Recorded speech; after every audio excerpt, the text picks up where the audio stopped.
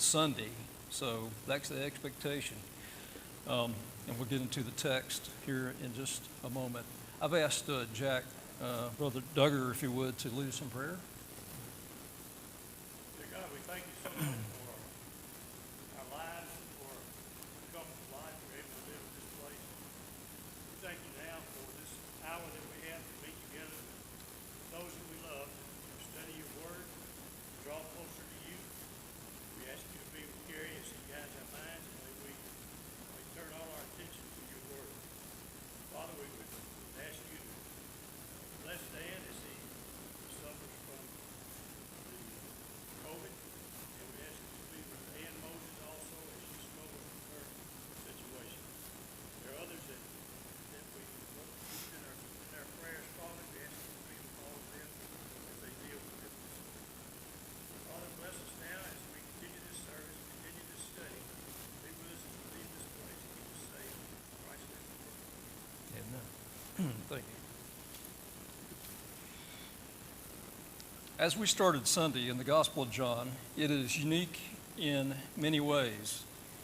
In more ways than we have time to discuss, so let it suffice to say for now that there are many comparisons, contrasts, conversations with some who are looking for truth, and conflicts with others who maybe felt threatened or not quite satisfied with the carpenter's son as the Messiah. And the book itself, the story that we read in John, it adds so much insight and depth to the other Gospels. It emphasizes the preeminence and the superiority of Christ. So in that way, it's like the book of Hebrews, in my view. And without Hebrews, our understanding of Christ would not be as full as we have today. And I think likewise with John, our understanding would not be quite as full either without that gospel. So John establishes the fact that Jesus is deity, he's God. And there are constant reminders throughout the book in I am statements that are scattered throughout chapters that we'll be looking at over this course. Some like I am the bread of life, I am the light of the world, I am from above, I am the good shepherd, I am the resurrection and the life, I am the true vine, and there's more than that.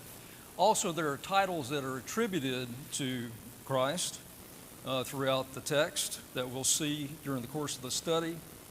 Tonight we'll look at life, light, life, and later we'll look at things that he's called a king, he's called a savior, he's called the word that we'll look at tonight. He's called Messiah, the anointed. And so what I like to do, there are several passages that are correlative and that add some color, let's say, to John chapter 1, which will be our text tonight, verses 1 through 18. And we'll try to get through as much as we can of the text and stay on our schedule as possible. One of the passages I like to look at is going to be 1 John chapter 1 and Colossians chapter 1. And Paul has some of the same type of language and verbiage about Jesus that John does in the beginning in this prologue that we call it in John chapter 1. So last Sunday, Dan walked us through some external evidence for the authorship of the book and offered some internal evidence as well. And I think the reading in 1 John chapter 1 does part of the same thing. It sort of enhances our understanding of who wrote. Of course, we understand who wrote 1 John, and it seems to be that it's very clear that the same apostle who wrote 1 John wrote the Gospel of John. So to me, there's not much dispute about that. So we'll go directly to 1 John as a sort of a preamble to our study of John chapter 1. I would like to call on people to read, but since we're live streaming, it might be a little bit of a gap, so I'll have to go kind of read these texts as we go, I think. So, beginning in verse 1, again, of 1 John chapter 1, it says, "That which was from the beginning, which we have heard, which we have seen with our eyes, which we have looked upon and have touched with our hands concerning the word of life. The life was made manifest, and we have seen it, and testify to it, and proclaim to you the eternal life, which was with the Father and was made manifest to us.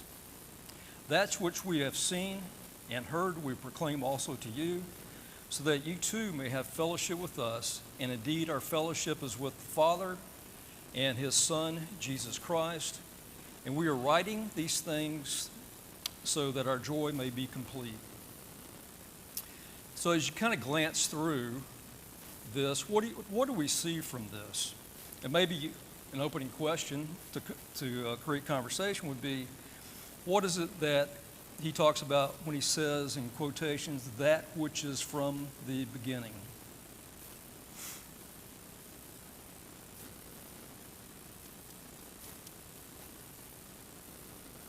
Who or what is he talking about?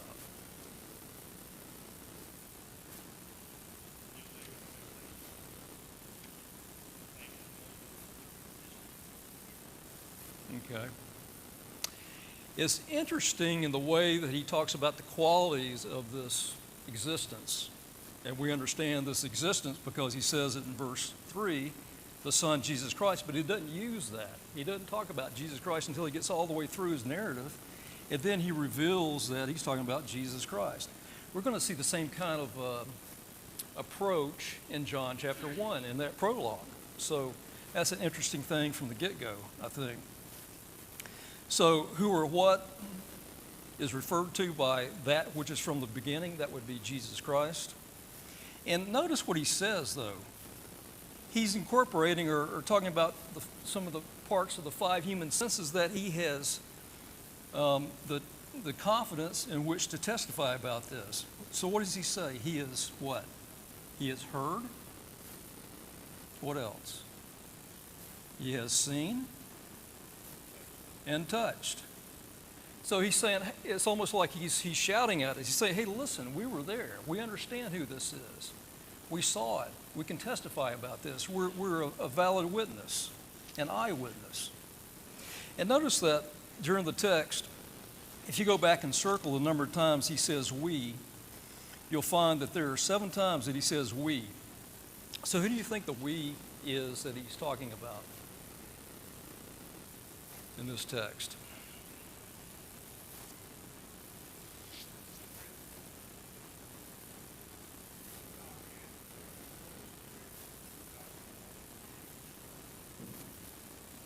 Yeah, but the we in the sense, what I'm talking about, who is observing these things from a human perspective? Who's the we in that sense? I think so. I think he's talking about, he didn't say the 12, but that's his core group, the intimate group with Christ. So notice as we move on into the text itself, and I'm kind of jumping ahead because I want to make this point. It's in John chapter 1 in verse 14. And it says, the Word became flesh and dwelt among us. And we have seen his glory, glory as the only Son from the Father, full of grace and truth. So who do you think the we is in this passage? Or could it be the same body of people he's talking about in 1 John chapter 1?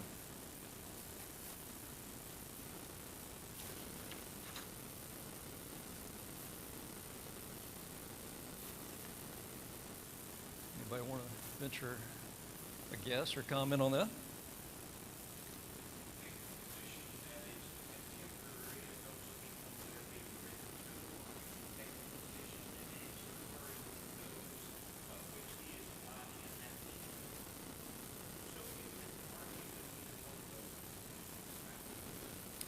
Yeah, my sense in reading the text all the way through and also turning over to the last chapter in John chapter 21, which I think helps maybe understand.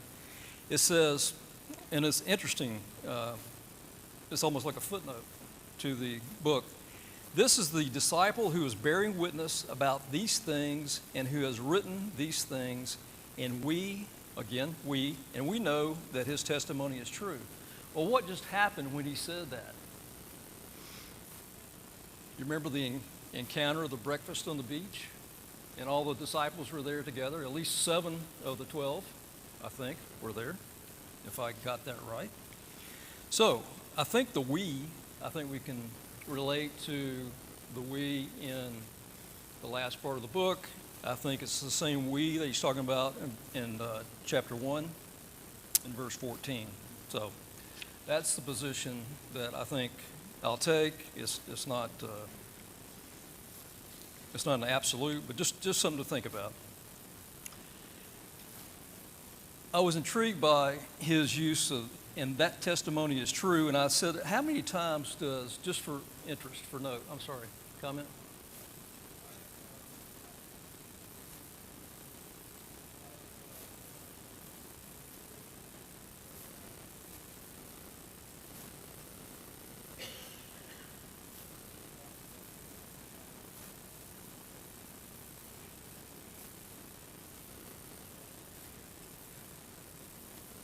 Right.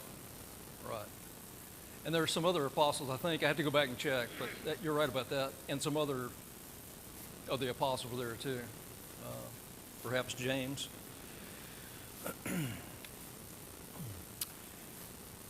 Going back to the end of his comment, that his testimony is true, I looked up and I started seeing true and truth a lot in the book. So I said, how many times is that repeated in the Gospel of John? And it kind of speaks to its unique nature. So the two words, if you look up true or truth, it occurs 49 times in the Gospel of John, the most of any book in the New Testament. It is followed by Revelation, which is, those two words they show up 10 times. In all the other books, it's only 5 or 6 times. So it kind of indicates some of the focus that John has in writing the book and presenting this to us. So with that kind of introduction, now I think let's go on to the text, the main text for tonight, which is John chapter 1, beginning verse 1. It says, in the beginning was the Word, and the Word was, let me start over. I want to get this right. In the beginning was the Word, and the Word was with God, and the Word was God. He was in the beginning with God.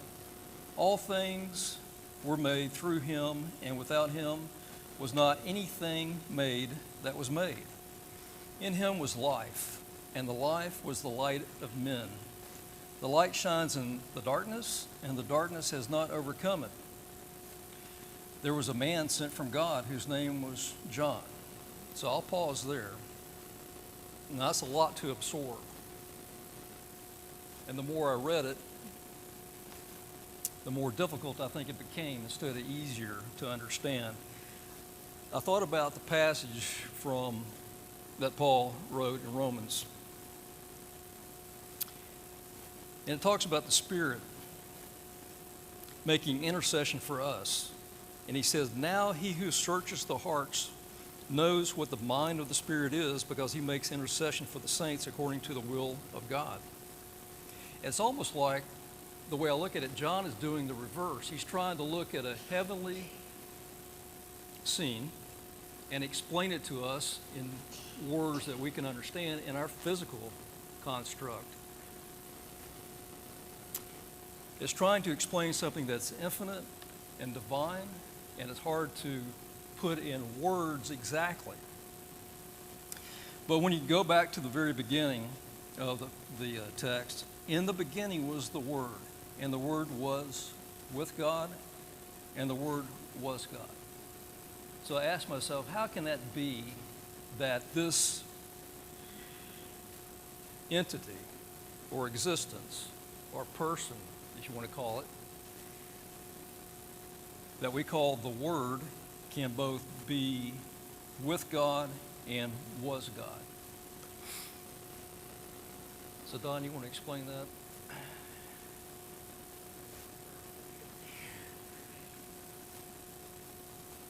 Anybody have any comments about that before I give my sort of understanding of it? First of all, what is the word? What's word in Greek? What is the Greek for the word in other words?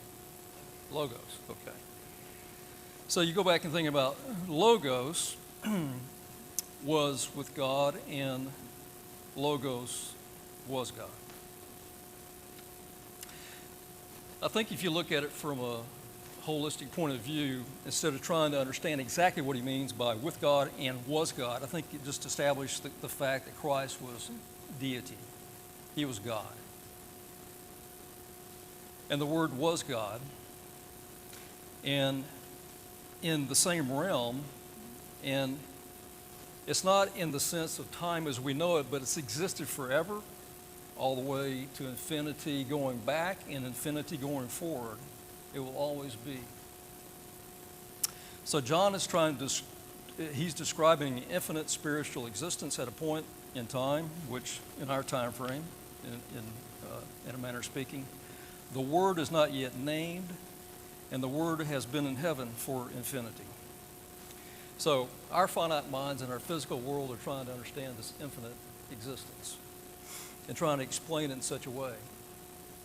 But the essence is that Jesus is fully deity. Any comments on that or thoughts?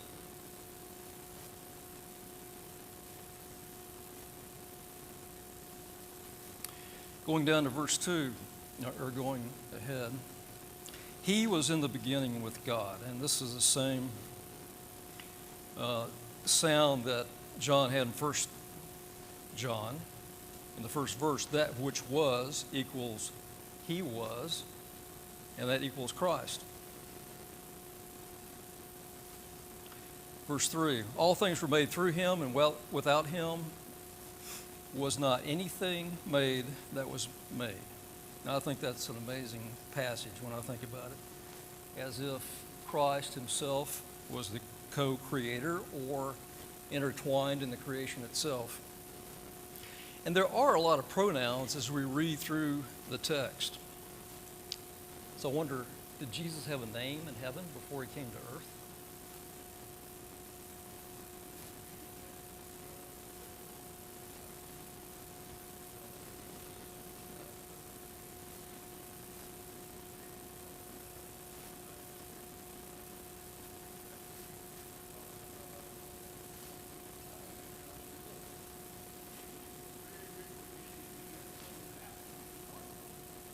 Right.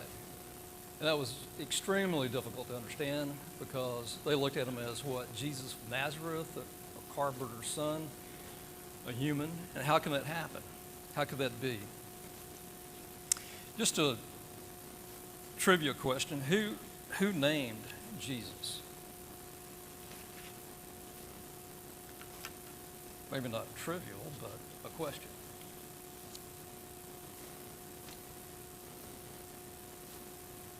Anybody? Remember the story in Luke, an angel showed up to Mary. And what was the angel's name? Angel has a name. Can you imagine that? Did you say? Angel's name. Gabriel. Exactly. I thought that was interesting tidbit that the angels are actually named. So, carrying on, in him was life, and the life was the light of men. Where do we hear that about light? And what should we be because of this life that we have through Christ? If we have life through Jesus, we should what? We should be shining our light. And it goes to what Jesus said in what we call the Sermon on the Mount. Matthew chapter 5 said, you are the light of the world. In verse 16, he says, in the same way, let your light shine before others so that they may see your good works and give glory to your Father who is in heaven. In verse 5 in our text, going back to John chapter 1, it says, the light shines in the darkness, and the darkness has not overcome it. So what is darkness? Yeah. In the spiritual context, I would say, and if you didn't hear what Ms. Jean said, the absence of light. In the spiritual context, I would say it's the absence of God. And it's a realm of evil, the realm of Satan.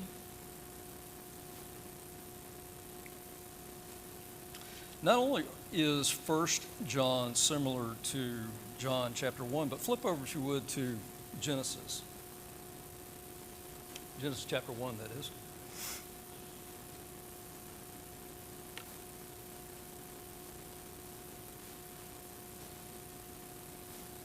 And I'll read that. In the beginning, God created the heavens and the earth. The earth was without form and void, and darkness was over the face of the deep. And the Spirit of God was hovering over the face of the waters. And God said, "Let there be light," and there was light. And God saw that the light was good, and God separated the light from darkness. That's a stunning parallel, I think, between John chapter 1 and Genesis chapter 1. What do you see in relating these two, if you lay them down side by side?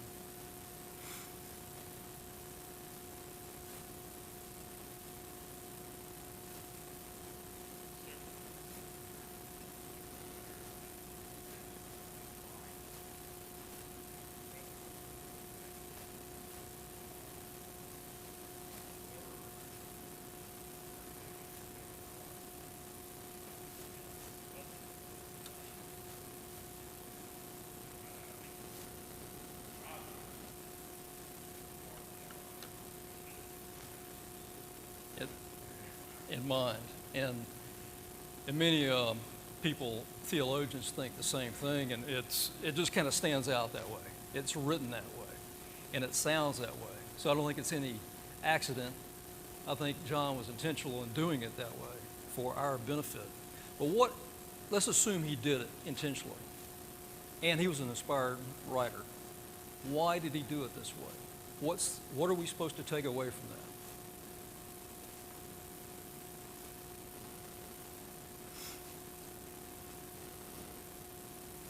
It has the same pattern, the same cadence, if you will, as the beginning of creation. And I think it's stunning that God patterned and made the physical realm as a representation of the spiritual realm. But why did he do it this way?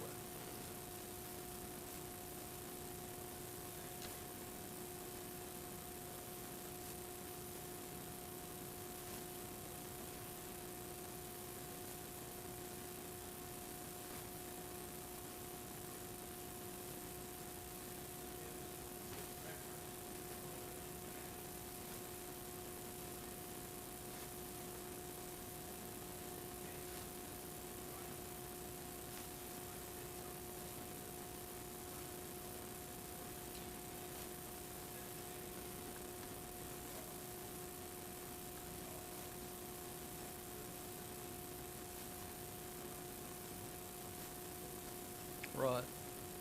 So here's the evidence, so to speak, is what you're saying, I guess, that this was spoken into existence. One,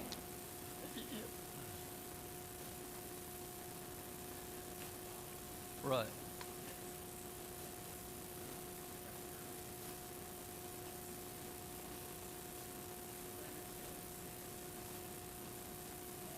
Right. Right. Right. Right. Yeah. Right. Right. In a spiritual sense, exactly.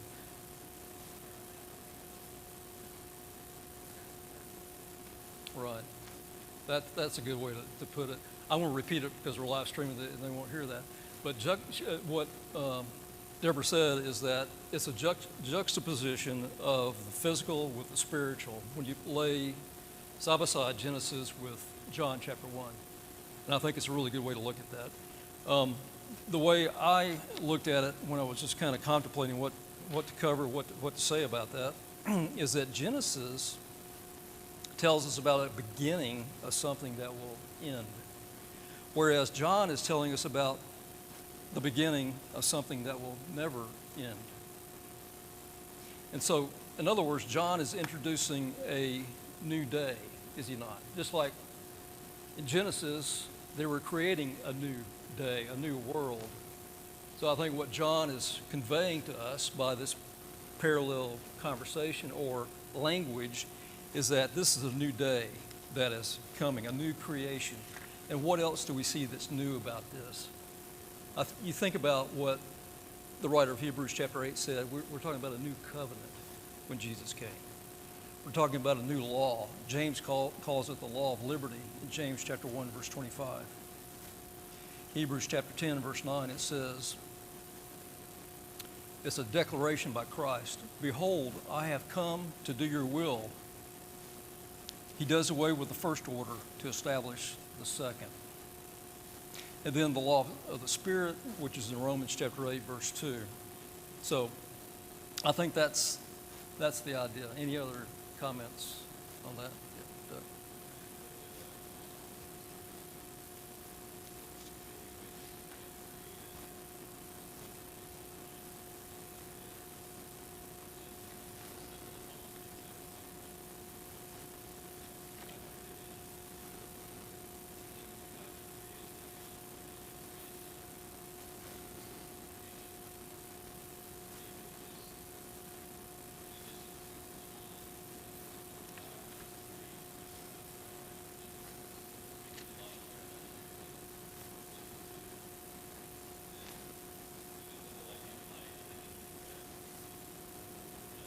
Right.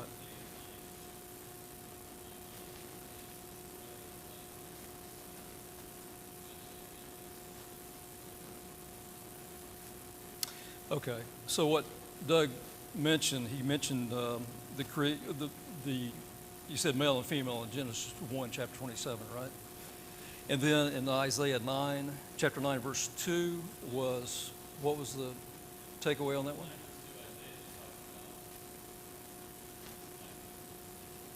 Right. The light coming. Right. Yep. Good. Very good.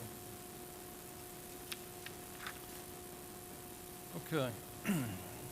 There's one more passage. I think we have time to get to it. I like to incorporate what Paul says in Colossians chapter 1, which I think is very much the same kind of thought, but phrased a little bit differently, which helped me understand the deity of Christ, the role of Christ, and the fullness of Christ, because he starts out in verse 12, giving thanks to the Father who has qualified you to share in the inheritance of the saints in light. He has delivered us from the domain of darkness and transferred us to the kingdom of his beloved Son, in whom we have redemption, the forgiveness of sins. Again, there's this contrast of light and darkness, and kingdom is mentioned. And Jesus will also mention kingdom in John chapter 3, and we'll get to that later. But as a footnote, what is the inheritance of the saints that Paul is talking about, in just brief, in a nutshell?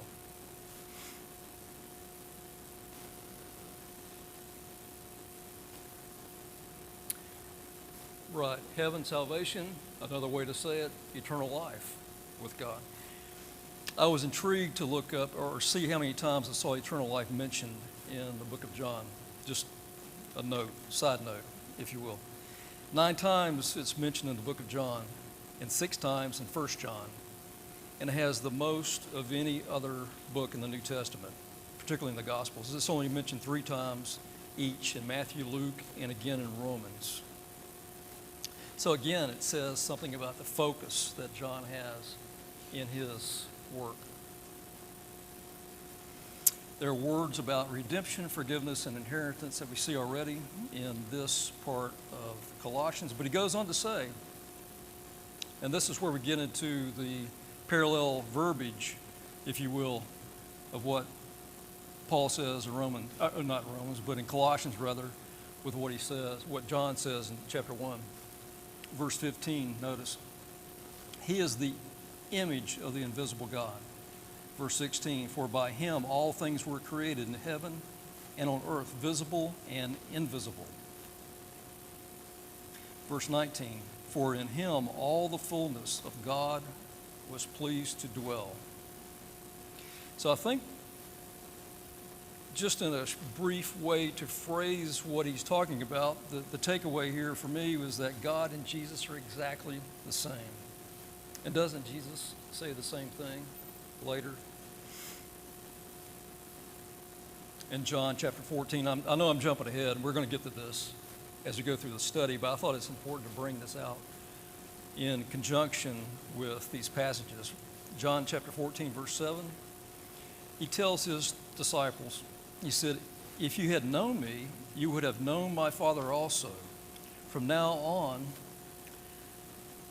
you do know him and have seen him." So he's saying, if you know me, if you see me, you're looking at the Father. And it goes back to what verse 1 is saying. They were so intertwined, exactly the same in character, exactly the same fullness of deity. And then Jesus came to earth to become flesh and show God to us, to reveal him to us.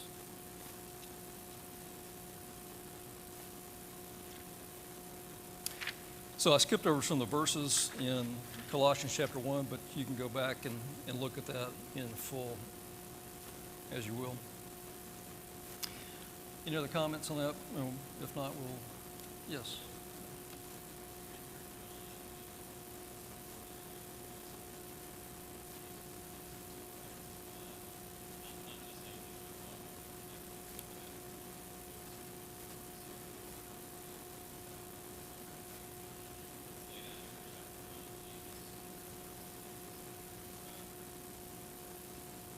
Right.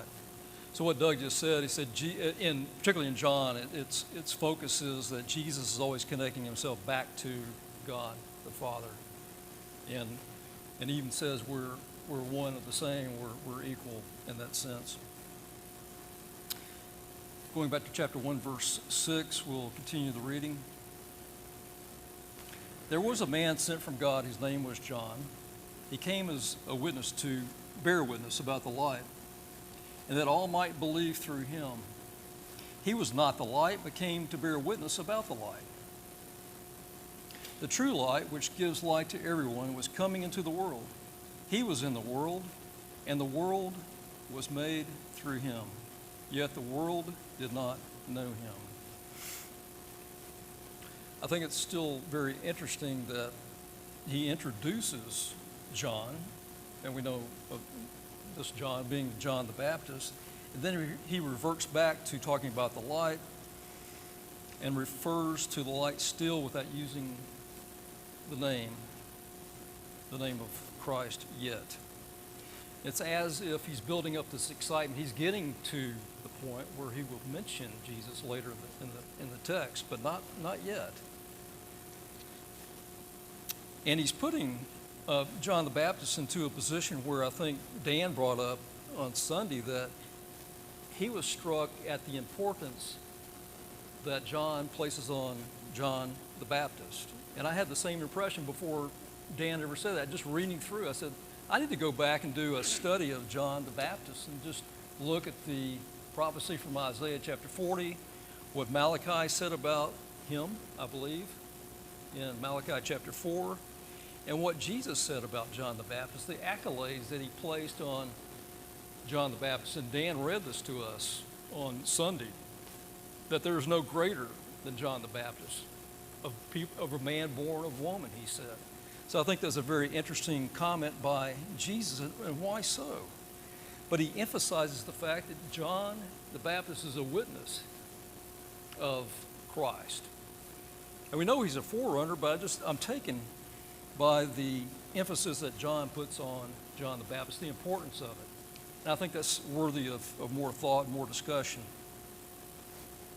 Verse 10, going back to that before we go on to the next section, "Yet the world did not know him." What is John saying that the world did not know him?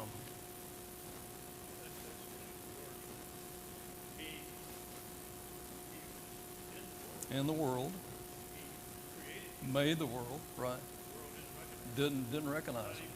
That's stunning. Right. Is he talking about me? Before I realized what I was doing? Or is he talking about in general the people of that age? or people of any age. Yes, he's talking about people that age certain life. Right, right. I think it can apply to us today, or in people in any age. So I'm thinking, is he talking about people who are self-consumed? Maybe as Paul mentions in Romans chapter 1, talking about people who are worshiping the creation rather than the Creator? Is that what John is talking about? Or could it be that he's alluding to John the Baptist's role in work to get people ready? They weren't ready, but John the Baptist is coming to pave the way, so to speak, for Christ, to testify about Christ. He's the one that's going to get people ready to receive Christ, perhaps.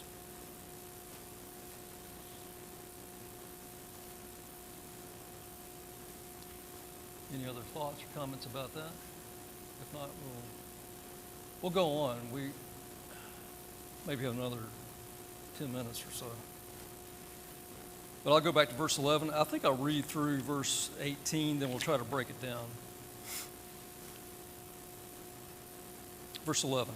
He came to his own, and his own people did not receive him. But to all who did receive him, who believed in his name, he gave the right to become children of God, who were born not of blood, nor of the will of the flesh, nor of the will of man, but of God. And the Word became flesh and dwelt among us, and we have seen his glory, glory as of the only Son from the Father, full of grace and truth.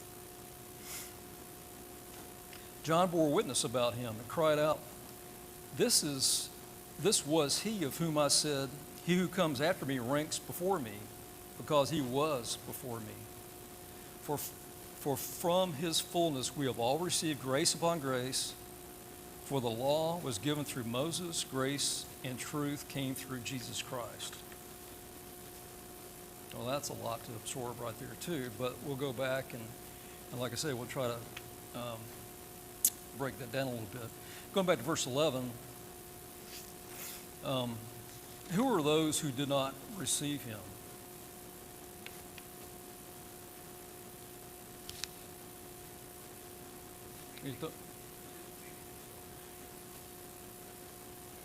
Right, his own people. Brother Jack, did you? Yeah, right. I think it's interesting later in the book of John, and John's the only gospel writer who records this, if I'm not mistaken. In John chapter 7, now we're going to review this as we go through the text, but I think it's interesting to look at it now. It says that the Jews, or the Feast of the Tabernacles was at hand. He's talking about Jesus. His brothers therefore said to him, Depart from here and go into Judea, that your disciples also may see your works that you are doing. For no one does anything in secret while he himself seeks to be known openly. If you do these things, show yourself to the world. And notice verse 5, for even his brothers did not believe him. That's, to me, another stunning statement in this text, in this study. Going back to another text, Matthew chapter 13, they are questioning about Jesus.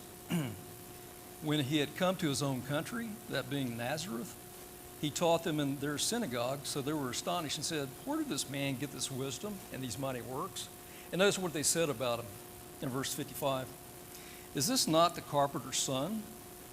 Is not his mother called Mary, and his brothers, James, Joseph, Simon, and Judas, and his sisters? Are they not all here with us? Where did this man get all these things? And Jesus said, A prophet is not without honor except in his own country and in his own house.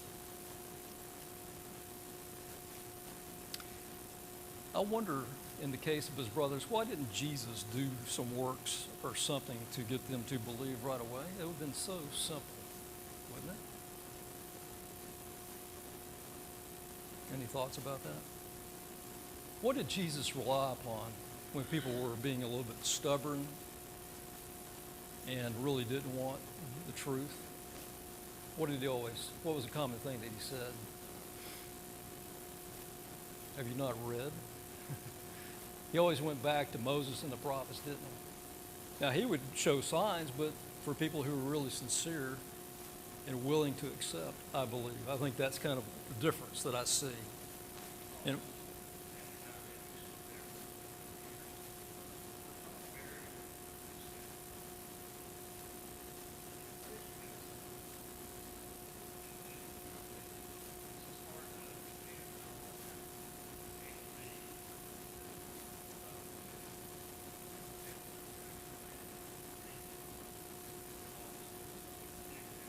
right, evidently. Right. Yeah, so what Don was saying is just kind of interesting that the family dynamics, and later it clicked in and they were believers, as we understand. So, verse 12, we're talking about, now we're going to those who did receive. So, but to all who did receive him, who believed in his name, he gave the right to become children of God, who were born not of blood, nor of the will of the flesh, nor of the will of man, but God. And the Word became flesh and dwelt among us, and we have seen his glory, glory as of the only Son from the Father, full of grace and truth. This is beautiful language. And that word doesn't even describe it well enough. But to be born of God, we'll see that again. Where do we hear this born of God again? Jumping ahead. Yeah, and discussing with Nicodemus in John chapter 3. But I think, I made some notes, and we're about to run out of time. If you have a comment, go ahead and jump in. But the way I thought about this was just so exciting and intriguing to me, for us to be born of God, that is born of the Spirit, which you'll say in John chapter 3, what had to happen? Well, we have seen that the Word had to become flesh, and he became flesh so that we can take on immortality in a spiritual body. What a contrast and what a transformation that is. Think about that. That he had to become flesh so we can become spiritual in our time, in God's time, rather.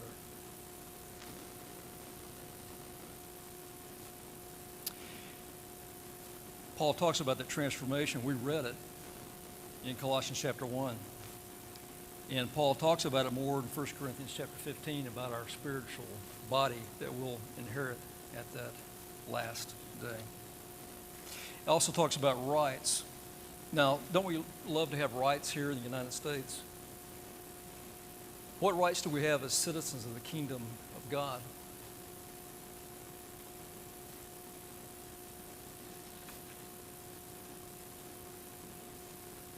Well, yes.